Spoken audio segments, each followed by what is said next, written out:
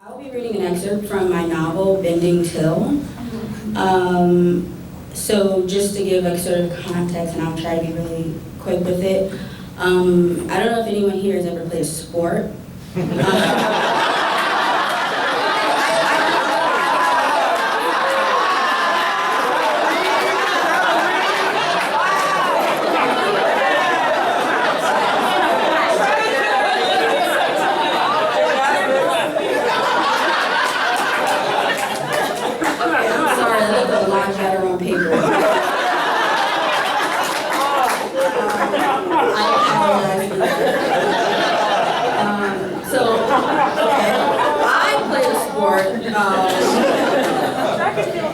I played basketball from the age of 9 to about 18. And anyone that has played a sport, you know just how much dedicating to a sport can take from you and how much you have to give to it.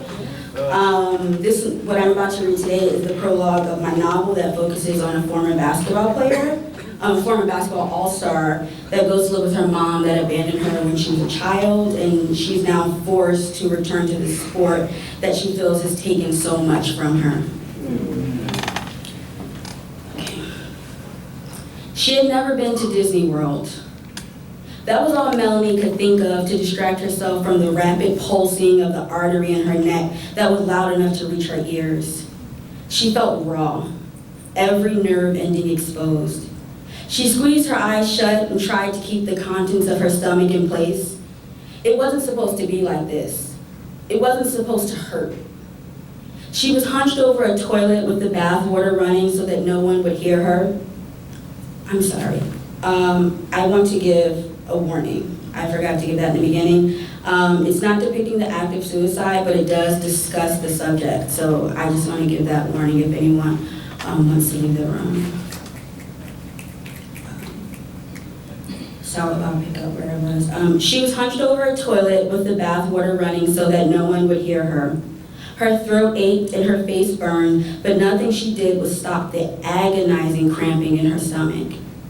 Melanie gripped at the front of her shirt. The material burned like pins against her abdomen. She winced as she sat back against the tub, trying to steady her breathing.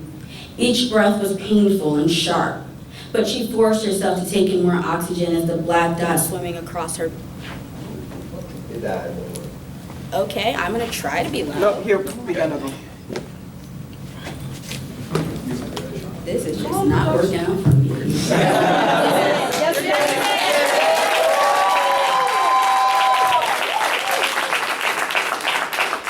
Can you hear me? Yes. Sorry. Each breath was painful and sharp, but she forced herself to take in more oxygen as the black dot swimming across her vision grew. Maybe it was the pain in her stomach, the ache in her chest, or the cracks in her head, the torn edges that sometimes got caught on the most trivial things, a smell, a word, a touch. She just wanted it to go away. And Jesus Christ, normal people died after they swallowed 22 pills because they were tired of being a being. But she wasn't normal. Julia said Melanie was special. The guilt of what Julia asked and asked and asked and then took, because Melanie was special. It felt like a physical weight on her scalp, making it hard to keep her head upright.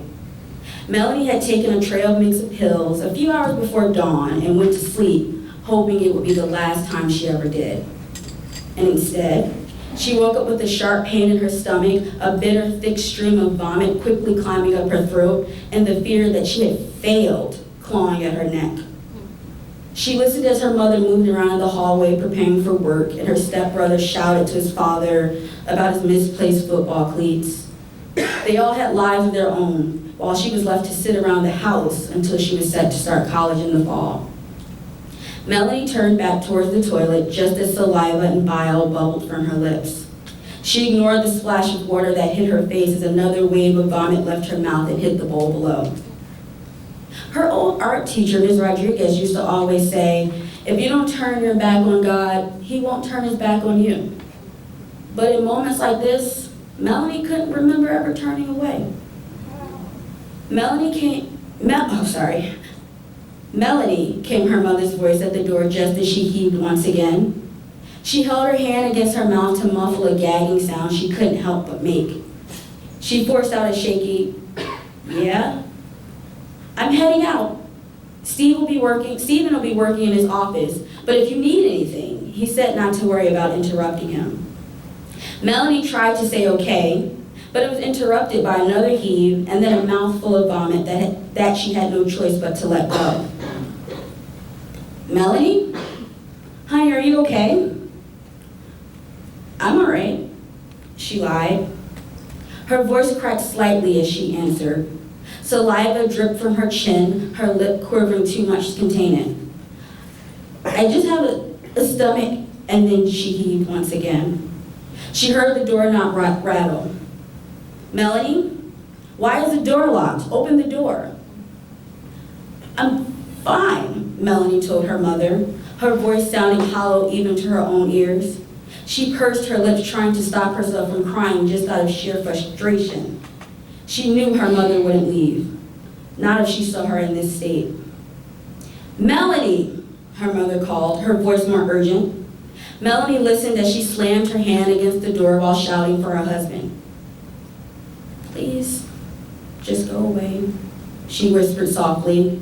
Tears fell from her eyes, but she quickly wiped them away with her shirt sleeve, not caring that it was wet and stained.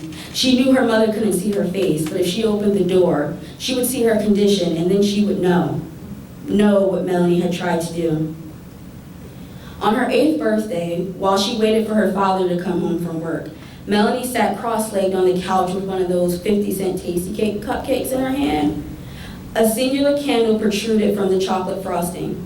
Her babysitter, Emma, lit the wax stick and sat next to her, urging her to make a wish. Melanie watched the flame flicker before blowing out the candle. She watched the smoke rise and twirl in the air, and she had the fleeting thought that this was the last year she'd waste a wish on asking her mother to come home. And now, her mother was knocking on the door. The mother she still hated for so many reasons. The mother Melanie thought loved the roles they played more than the actual act of being a family. The mother who she missed, even though it often bubbled inside of her with more of an angry heat than a cold sadness. She felt something slamming against her teeth. "I'm sorry. I miss you." But she just spit that out into the toilet too. "Melanie, you're really worrying your mother," her stepfather, Stephen, said from the other side of the door. "Why don't you open the door for us, huh?" "Yes, honey, if you're sick, just let me in, and I can help," her mother said, and Melanie physically recoiled at the tone of fear that made her mother's words quiver. Melanie wanted to scream at her to just go away, and she wanted to throw some insults in about her being a bad mother for good measure. Maybe then her mother would get the point that she wanted to be alone in her misery. But Melanie barely had the effort to speak, let alone yell. All she could do was sit there with her head resting on the toilet seat, stare off into empty space, and feel like she was falling to pieces. Thank you.